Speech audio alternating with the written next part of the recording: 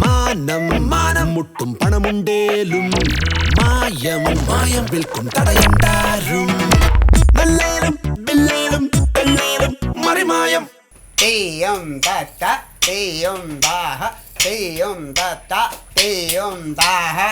മോളെ നമ്മൾ കരാട്ടയ്ക്കല്ല മത്സരിക്കുന്നത്, ഭരതനാട്യത്തിനാണ്. ഒന്ന് അരമണ്ഡലത്തിൽ നിന്നേ. ആ ഇച്ചിരൂടെ. ആ തെയ്യം തത്ത തെയ്യം ദാഹ തെയ്യം തത്ത തെയ്യം ദാഹ. ആ നാട്ടുകാരെ ഒന്ന് കാണിച്ചേ. ആ ഇച്ചിരൂടെ. ഇതൊക്കെ ഇല്ലെങ്കിൽ ജഡ്ജസ് അവിടെ എഴുതി വെക്കും. ഒന്ന് നേരെ പിടിച്ച്. ആ തെയ്യം തത്ത തെയ്യം ദാഹ. മുഖത്ത് ചിരി വരട്ടെ. തെയ്യം അങ്ങനെയല്ല, ഇങ്ങനെ. പക്ഷേ ഒരു കാര്യം, ഈ കുട്ടി ഇപ്പൊ എന്താ ഡാൻസ് കളിക്കാത്ത? ഇത് വെറുതെ എങ്ങനെ സ്റ്റെപ്പ് മാത്രമല്ലേ കളിക്കുള്ളൂ? അല്ല, ഡാൻസ് ഏതാണ്ട് പഠിച്ച് ഈ ഒരു സ്റ്റെപ്പ് ശരിയാവാനുണ്ട്. എന്താ ഇത് ഇന്നലെ തന്നെ കളിച്ചത് ഇന്നും തന്നെ കളിക്കുന്നത്? അതിന് അവള് പ്രാക്ടീസ് ചെയ്യണില്ലല്ലോ, പറഞ്ഞനുസരിണില്ല. പിന്നെ എങ്ങനെയാ? അല്ല, നിങ്ങൾ ദേഷ്യപ്പെട്ടല്ല, അത് നല്ല സ്പീഡിൽ കളിക്കട്ടെ. അപ്പോഴല്ലേ കളിച്ചോട്ടാ. തെയ്യം തത്ത തെയ്യം ദാഹ തെയ്യം തത്ത. കൊട്ടുപാടൊക്കെ നിർത്ത്. ഹലോ, ആ സത്യശീലൻ മുതലാളിക്ക് പൈസ പറഞ്ഞാൽ പുല്ലാണെന്ന് എനിക്കറിയാലോ. പൈസ എത്ര പോടേലും കൊടുക്കാൻ കുഴപ്പമില്ല. പക്ഷെ വാങ്ങുന്നവൻ എനിക്ക് എഴുതി തരണം, മുദ്ര പേപ്പറിൽ എഴുതി തരണം. ഭരതനാട്യം, കുച്ചിപ്പുടി, നാടോടി നൃത്തം, ഇതിന് 3 സമ്മാനം കിട്ടുന്ന ഉറപ്പ് തന്നാൽ ഞാൻ പൈസ കൊടുക്കാൻ കുഴപ്പമില്ല. ആ അല്ലെങ്കിൽ വിവരം അറിയും. ആ ശരി, ആ കളിച്ചോളി. ആ തുടങ്ങിക്കോ മോളെ. തെയ്യം ഈ സ്റ്റെപ്പ് ശരിയാക്കാണ്ട് ഒരു തുള്ളി വെള്ളം ഞാൻ നിനക്ക് തരില്ല. അമ്മ എന്തിനാ എന്നെ ഇങ്ങനെ ദ്രോഹിക്കുന്നത്? അച്ഛൻ ജഡ്ജസിന് കാശ് കൊടുക്കുന്നുണ്ടല്ലോ, അപ്പൊ സമ്മാനം ഉറപ്പല്ലേ? അല്ലേ മാഷേ? ചേച്ചി മോള് പറഞ്ഞാല് കാര്യമുണ്ട്. ഇച്ചിരി വെള്ളം കൊടുക്കാം. വെള്ളം കൊടുക്കുന്നേ.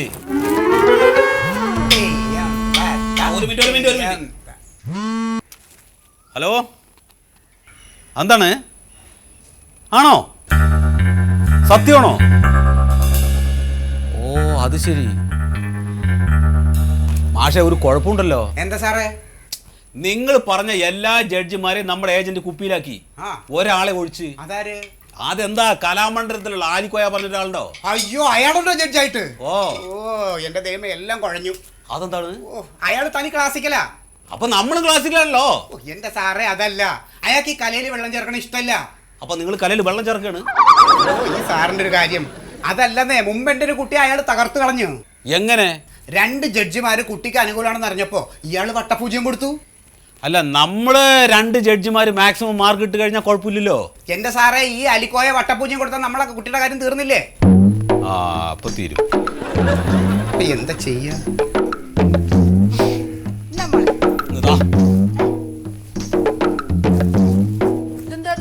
ഇതാ ഇമോഷണൽ ഡ്രിങ്കിങ്, വിഷമം വരുമ്പോൾ കൂടി. ഞാൻ അയാളുടെ കയ്യുകാരോട് തല്ലി പിടിച്ചാലോ പോയിട്ട്? ആരുടെ? എന്താ, നമ്മുടെ മോൾക്ക് സമ്മാനം കിട്ടുന്നതിന് കോടാലിയായിട്ട് ഒരുത്തും വന്നിട്ടുണ്ട്.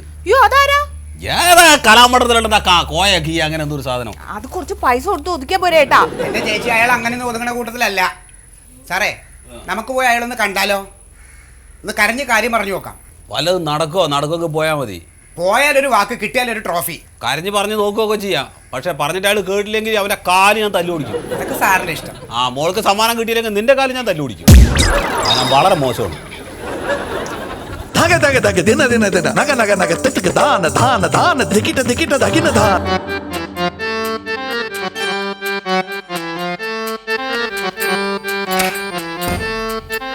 നമസ്കാരം മാഷേ. എന്തേ? എന്റെ ഇപ്പൊ ഒരാളുടെ മാഷിനെ കാണാൻ വന്നിട്ടുണ്ട്. കയറി വരാൻ പറയും സാറേ. മാഷേ നമസ്കാരമുണ്ട്. നമസ്കാരമുണ്ട്. ആകെ വിഷമത്തിലാണ്. ഇപ്പൊ സാറാണ് ഞങ്ങളെ കാണപ്പെട്ടത്. ഇരിക്ക് ഇരുന്ന് സംസാരിക്കാലോ. എന്തേനോ? ഒന്നുമില്ല, എന്റെ മോളെ ഒരു 3 ഐറ്റത്തിന് പങ്കെടുക്കുന്നുണ്ട് മാഷെ, കലോത്സവത്തിന്. എന്താണ്, ഏതൊക്കെയാണത്? ഭരതനാട്യം, കുച്ചിപ്പുടി, നാടോടി നൃത്തം.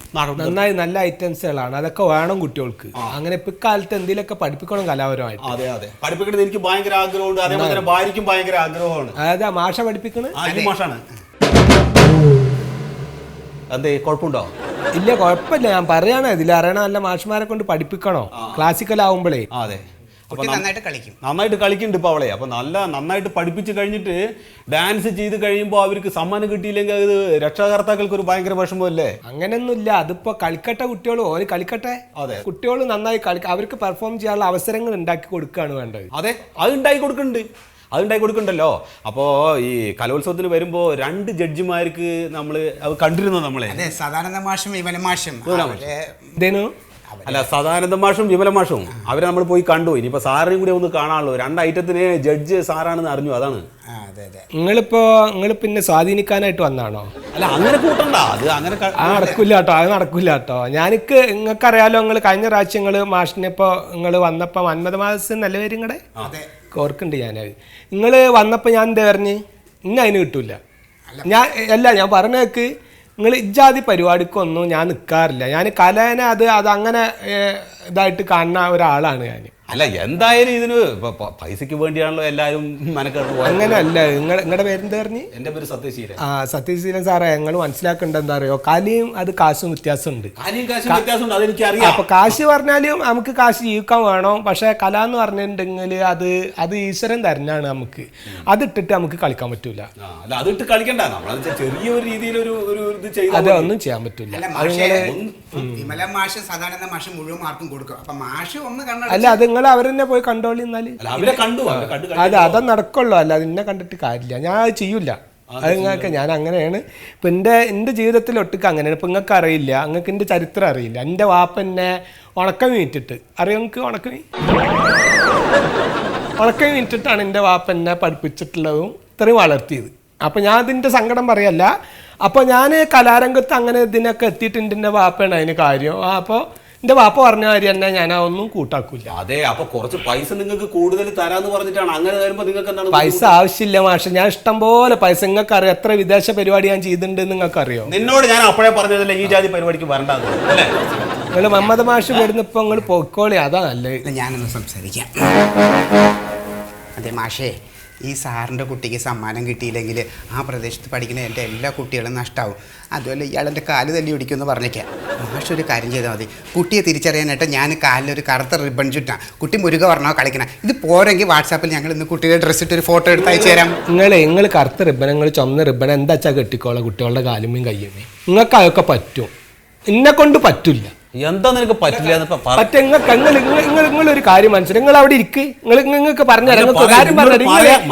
ഞാൻ പറഞ്ഞ കേക്ക്. നിങ്ങൾ എന്താ വെച്ചോ, നിങ്ങൾ രസാകർത്താക്കളാണ്. നിങ്ങൾക്ക് ഇതിന്റെ കാര്യങ്ങൾ അറിയില്ല. അത് അധ്യാപകരാണ്. ഇപ്പൊ ഈ പറഞ്ഞ മാതിരിയുള്ള മാസുമാരാണ് ഈ കുട്ടികളെ വഷളാക്കണത്. ഇതിലിപ്പോ കുട്ടികളെ വഷളാക്കണ കുഴപ്പമൊന്നും ഇല്ലല്ലോ. നിങ്ങൾ ഇനിയിപ്പോ എന്ത് വർത്താനം പറഞ്ഞാലും എന്നെ കൊണ്ട് പറ്റില്ല. നിങ്ങൾ ഇവിടുന്ന് പോയിക്കാളിപ്പോ. എന്റെ പൊന്നു സുഹൃത്തെ, നിങ്ങൾക്ക് പൈസ കിട്ടുന്ന പറഞ്ഞാൽ നിങ്ങൾക്ക് കഴിക്കുമോ? നിങ്ങൾ എന്താ ഈ കാശ് പറഞ്ഞിട്ട് ആളടങ്ങറാക്കണേ? എല്ലാവരും വേണ്ടി കാശിന് വേണ്ടിട്ട് ജീവിക്കാൻ വിചാരിക്കരുത്. നിങ്ങൾ മറ്റേ 2 പാർട്ടിക്കാർ അവർക്ക് പൈസ കൊടുത്തപ്പോ അവര് ശരി പറഞ്ഞല്ലോ. നിങ്ങൾ എന്ത് വർത്താനം ഈ പറഞ്ഞു? വീട്ടിൽ കയറി വന്നിട്ട്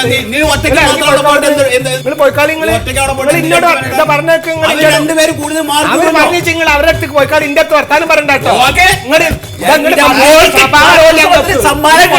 എന്താ ഇന്നെ ചെയ്യാ? ഇവിടെ കറന്ന് ബഹളം വെക്കണ്ട. എന്റെ സ്വഭാവം അറിയില്ല. എനിക്ക് എന്റെ ഇവിടെ സൂര്യയിരിക്കണ്ട കുട്ടികളെ പഠിപ്പിക്കാൻ സൂര്യല് പോയി ഇവിടുന്ന് പൊക്കാളി. എന്റെ കുടുംബത്തിൽ കയറി വന്നിട്ട് അങ്ങോട്ട് പോയി. ഇങ്ങോട്ട് പുറത്തേക്കുള്ള വഴി അങ്ങടാണ്. എവിടേക്കാ പോണങ്ങള്?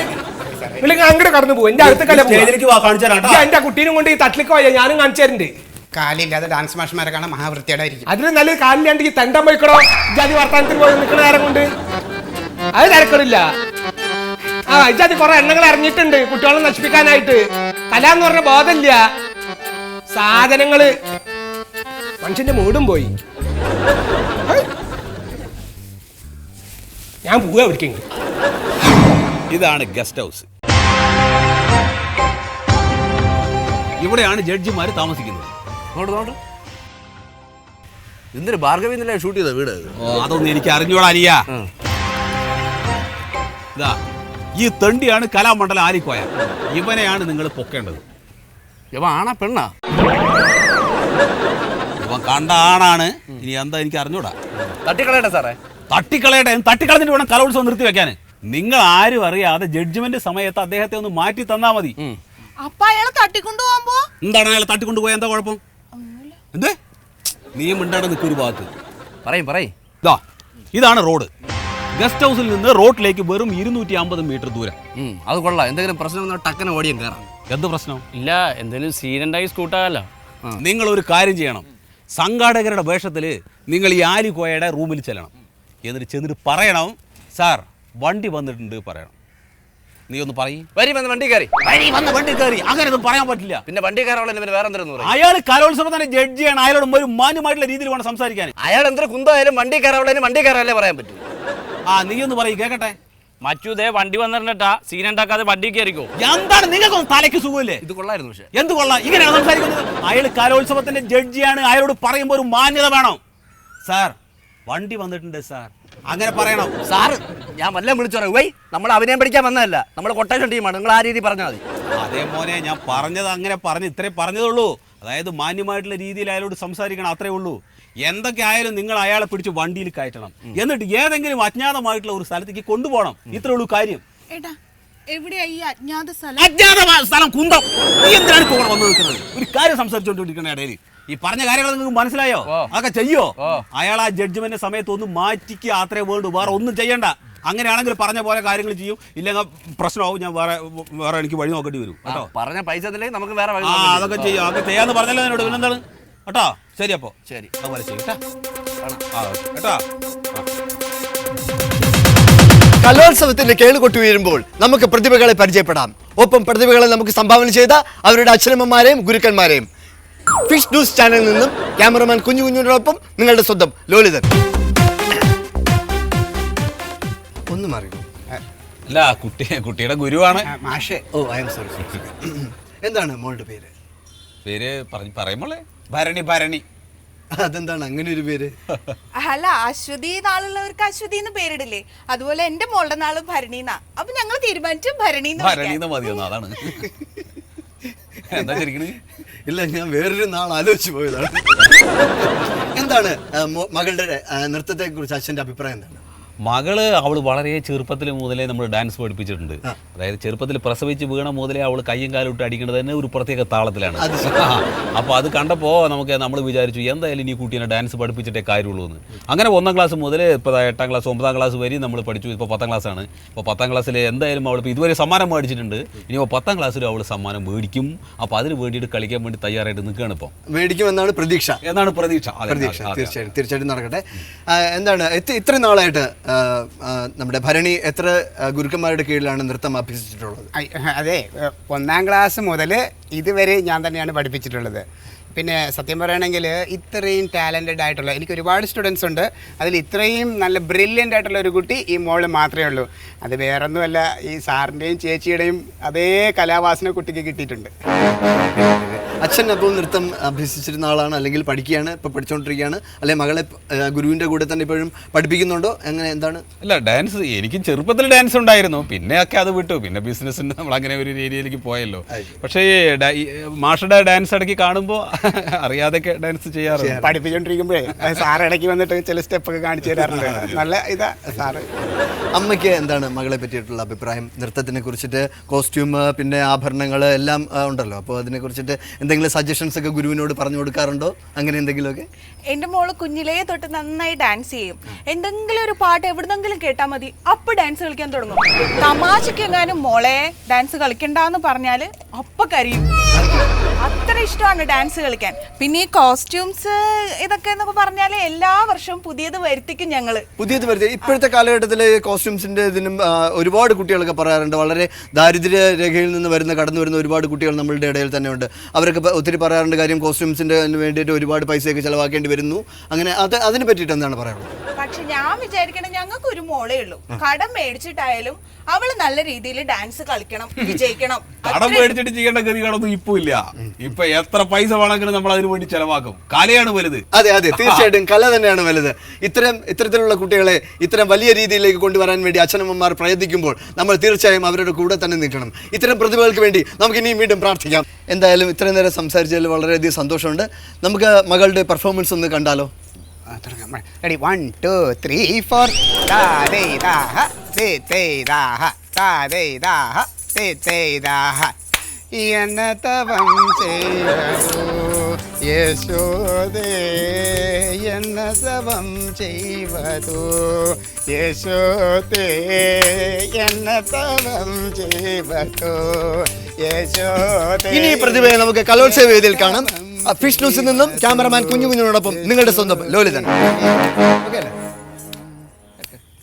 കട്ട് ചെയ്തോ? ആ അപ്പോൾ നന്നായിട്ട് എടുത്തല്ലോ അല്ലേ? അപ്പോൾ ഈ പ്രോഗ്രാം നമ്മൾ എപ്പോഴാണ് കാണിക്കുന്നത്? ഇത് ഇന്ന് രാത്രി 9 മണിക്ക്. രാത്രി 9 മണിക്ക് മാത്രം കാണിച്ചാൽ പോരാ, നാളെയും കാണിക്കണം, മറ്റന്നേയും കാണിക്കണം. ചാനലിൽ എൻ്റെ മോൾ ഇങ്ങനെ നിറഞ്ഞു നിൽക്കണം. അതിനുള്ള പൈസ ഞാൻ ചാനലിൽ കൊടുത്തിട്ടുണ്ട്.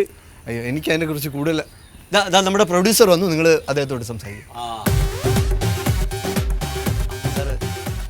നമസ്കാരമുണ്ട് സാറേ. എല്ലാം എടുത്താ നന്നായിട്ട് എടുത്തിട്ടുണ്ട്. 2 ക്യാമറ ഉണ്ടായിരുന്നു. എം ഡി പ്രത്യേകം പറഞ്ഞിരുന്നു. അതുകൊണ്ടാണ് ഞാൻ കാണാനായിട്ട് ഇങ്ങോട്ട് വന്നത്. ശരി. സാറ് പേര്? സുഗതൻ. സുഗതൻ സാറ്. സാറേ, നമുക്ക് ഈ കുട്ടിയെ പരമാവധി ഒന്ന് ബൂസ്റ്റ് ചെയ്യണം. എന്താ സംശയം? അതല്ലേ നമ്മുടെ ജോലി. സംസ്ഥാന സ്കൂൾ കലോത്സവത്തിന് 3 ഐറ്റത്തിന് 1ാം സമ്മാനം കിട്ടാൻ പോകുന്ന കുട്ടിയാണ്. അതെങ്ങനെയാണോ ഇപ്പൊ പറയുന്നത്? മത്സരം കഴിഞ്ഞ് വിധി വന്നല്ലേ അതൊക്കെ പറയാൻ പറ്റൂ. എൻ്റെ പേര് സത്യശീലൻ. ഞാനൊരു കാര്യത്തിന് ഇറങ്ങുന്നതിന് മുമ്പേ എല്ലാ തടസ്സങ്ങളും നീക്കിയിരിക്കും. അതായത് ജഡ്ജസിനെയൊക്കെ ഇങ്ങനെ പാട്ടിലാക്കി കഴിഞ്ഞൂന്ന്. പക്ഷേ ഒരു തെണ്ടി മാത്രം എനിക്ക് പിടി തരാണ്ട് മാറി നിൽക്കുന്നുണ്ട്. സാറേ, അത് പ്രശ്നമാവും. ഈ 2 പേരെ വരുതിക്ക് വരുത്തിയ സ്ഥിതിക്ക് എന്തെങ്കിലും പറഞ്ഞ് അയാളെയും കൂടി ഒന്ന് ഒതുക്ക്. കുഴപ്പമില്ല, അതിനുള്ള ഒരു വഴി ഞാൻ കണ്ടിട്ടുണ്ട്. മണ്ടു, നീ ഇങ്ങനെ നിൽക്കാതെ കുടിക്കാൻ വെള്ളം എന്തെങ്കിലും എടുക്ക്. ശരിയാച്ചി, നല്ല ദാഹമുണ്ട്. എനിക്ക് സാറേ ഒരു കാര്യമുള്ളൂ. എൻ്റെ മോള് കലോത്സവ വേദിയിൽ സമ്മാനം വാങ്ങാൻ അർഹതയുള്ളവളാണ് എന്ന് ജനത്തിനെ ബോധ്യപ്പെടുത്തണം. അതിനുവേണ്ടി നിങ്ങളുടെ ഹെൽപ്പ് വേണം. അതിന് ഞങ്ങൾ എന്ത് ചെയ്യാം? പക്ഷെ അതിന് ജനങ്ങളുടെ ഇടയിൽ ഈ കൊച്ചു. ഒരു മിനിറ്റ്, നീ എന്തിനാ ഇവിടെ നിൽക്കണത്? ആ കുട്ടിയെ പോയി പഠിപ്പിക്കുക. ഞാൻ കാര്യങ്ങൾ എന്ത് കാര്യങ്ങൾ? ഇത് ഞാൻ നോക്കിക്കോളാം. കുട്ടിയെ പഠിപ്പിക്കുക. ഇല്ലെങ്കിൽ അവിടെ പോയിട്ട് കണക്കണ. ജനങ്ങളുടെ ഇടയിൽ ഈ കൊച്ചിനുള്ള സിമ്പതി നമ്മൾ പിടിച്ചു വെച്ചണം. അതിനൊരു വഴിയുണ്ട്, ഞാൻ പറഞ്ഞുതരാം. മകളുടെ നൃത്ത ദിവസം അസുഖം നടിച്ച് ഹോസ്പിറ്റലിൽ ICUവിൽ അഡ്മിറ്റ് ആവണം. അയ്യോ, അതെന്തിനാണ്? അച്ഛൻ മരണത്തോട് മല്ലടിച്ച് ഹോസ്പിറ്റലിൽ, മകൾ ചെലങ്കയണിഞ്ഞ നൃത്തവേദിയിൽ. നല്ല ന്യൂസ് ആയിരിക്കും. അതെ, ICUവിൽ നിന്ന് അച്ഛൻ്റെ കാൽപാദങ്ങൾ വണങ്ങിക്കൊണ്ട് കണ്ണീരോടെ ചിലങ്കയണിയുന്ന മകളുടെ ഷോട്ടിൽ നിന്ന് കലോത്സവ വേദിയിൽ അരങ്ങിലേക്ക് കൺതുറക്കുന്ന ക്യാമറ.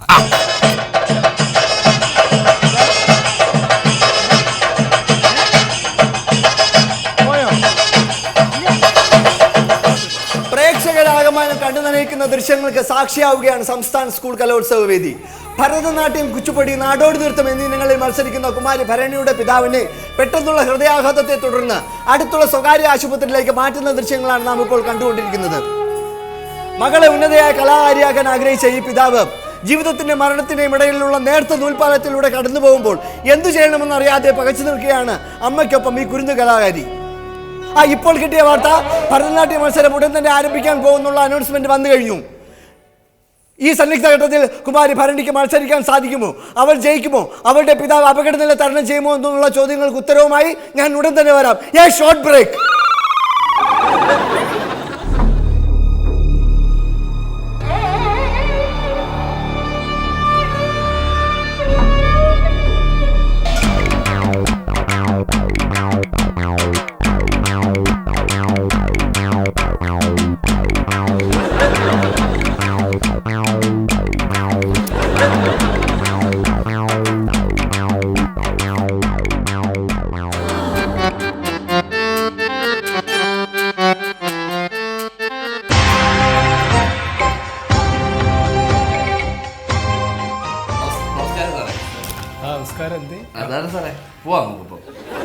സംഘാടകരാണ്. നിങ്ങൾ 1 മണിക്കൂർ കഴിഞ്ഞിട്ട് വരുന്നല്ലേ പറഞ്ഞ്? ഇല്ല, വണ്ടി ഒന്ന് വിളിക്കണം. ഇല്ല, എന്നോട് ഇപ്പൊ വിളിച്ചിരുന്ന അവിടെ സംഘാടകര്. അത് കുഴപ്പമില്ല സാറേ, വണ്ടി ഒന്ന് വിളിക്കണം. അല്ലെ, അവൻ ചോദിച്ചോക്കട്ടെ. ഞാൻ എന്റെ സുഹൃത്തിനോട് ഇപ്പൊ ഇങ്ങോട്ട് വരാൻ പറഞ്ഞു. അതെ, നമ്മൾ നേരത്തെ ഇറങ്ങി സാറേ പോവാം. അല്ല, അത് നിങ്ങൾ പറഞ്ഞിട്ട് കാര്യമില്ല, ഞാൻ ഒന്ന് ചോദിച്ചോക്കട്ടെ. അല്ലെ, ഇക്ക് പറയണ്ടേ? അല്ല, അവിടുത്തെ മെയിൻ ആളുണ്ട്. എങ്ങനെ പോണ് നിങ്ങള്? എങ്ങനെ പോണ്? ചോദിക്കട്ടെ, ഞാൻ ഫോൺ ചെയ്ത് നോക്കട്ടെ. എന്താ നിങ്ങള് നിങ്ങൾ എവിടുന്ന വരുന്നു? ഞങ്ങള് സംഘാടകരല്ലേ? ഞങ്ങള് ബാഡ്ജ് കൊണ്ടല്ലാന്ന് ഞാൻ എന്നോട് പറഞ്ഞു 1 മണിക്കൂർ കഴിഞ്ഞിട്ട് വരാനാണ്. അപ്പൊ ഞങ്ങൾക്ക് ചോദിക്കണ്ടേ? അവരാരെ വിളിച്ചാൽ കിട്ടൂല. അല്ല, അത് കിട്ടേണ്ട ആൾക്കാരൊക്കെ കിട്ടും. നിങ്ങളോട് വാരിക്ക് മേത്തോടാണ്ടിക്കാണ്ട് വാരിക്ക്, ഞാൻ വരുമോ? വന്നേക്കണേ. നിങ്ങൾ എന്താണ് വേളം ഉണ്ടാക്കണേ? ഞാൻ വരാന്ന്, നിങ്ങൾ സംഘാടകരല്ലേ? ഞാൻ വരൂ. പിന്നെന്താണ്? ആണ് വരൂ, വരാ. ഞാൻ വിളിക്കട്ടെ. ഹലോ ഹലോ, ഇവിടെ 3-4 പേര് വന്നിട്ട് നിങ്ങൾ പറഞ്ഞു ഒരു മണിക്കൂർ കഴിഞ്ഞിട്ട് വന്നാൽ മതി പറഞ്ഞില്ലേ? ഒരു മണിക്കൂർ കഴിഞ്ഞിട്ട് വന്നാൽ മതി പറഞ്ഞില്ലേ? അതെ, അവിടുന്ന് വണ്ടി പോന്നിട്ടുള്ളൂ പറയണ്. നിങ്ങളെ അവിടുന്ന് വണ്ടി പോന്നിട്ടുള്ളൂ. അല്ല, അവര് വണ്ടി അവിടുന്ന് വണ്ടി വന്നിട്ട്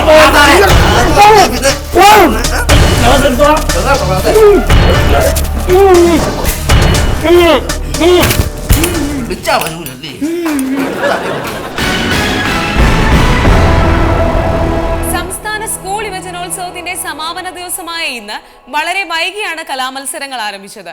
കുച്ചിപ്പുടിയുടെയും ഭരതനാട്യത്തിന്റെയും വിധികർത്താവായ ആലിക്കോയ നിരവധി കുട്ടികളുടെ രക്ഷകർത്താക്കളിൽ നിന്നും കോഴ വാങ്ങി മുങ്ങിയതാണ് കലാമത്സരങ്ങൾ വൈകാൻ കാരണമായത്.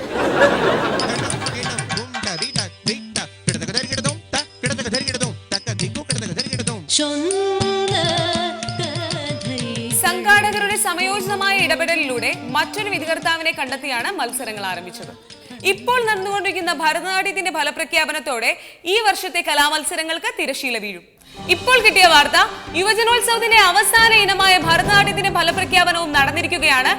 കുച്ചിപ്പുടിയിലും നാടോടി നൃത്തത്തിലും എ ഗ്രേഡോടുകൂടി 1ാം സ്ഥാനം കരസ്ഥമാക്കിയ കാർമൽ ഹൈസ്കൂളിലെ ഭരണി സത്യശീലനാണ് ഭരതനാട്യത്തിൽ 1ാം സ്ഥാനം കരസ്ഥമാക്കിയിരിക്കുന്നത്. യുവജനോത്സവ വേദിയിൽ നിന്നും ഞെട്ടിപ്പിക്കുന്ന മറ്റൊരു വാർത്ത കൂടി ലഭിച്ചിരിക്കുകയാണ്. മത്സരങ്ങളുടെ ഫലപ്രഖ്യാപനം കഴിഞ്ഞ ഉടൻ തന്നെ വിവാദ നായകനായ വിധികർത്താവ് ആലിക്കോയ യുവജനോത്സവ വേദിയിൽ എത്തിയത് ജനങ്ങളിൽ വൻ പ്രതിഷേധമുണ്ടാക്കി. വളരെ വിദഗ്ധമായി ലക്ഷങ്ങൾ കോഴ വാങ്ങി മുങ്ങിയ കോയയെ അതിലും വിദഗ്ധമായി പോലീസ് അറസ്റ്റ് ചെയ്തിരിക്കുകയാണ്. എന്നോട് കളിച്ച ഇങ്ങനെ ഇരിക്കും, മനസ്സിലായിക്ക നീ.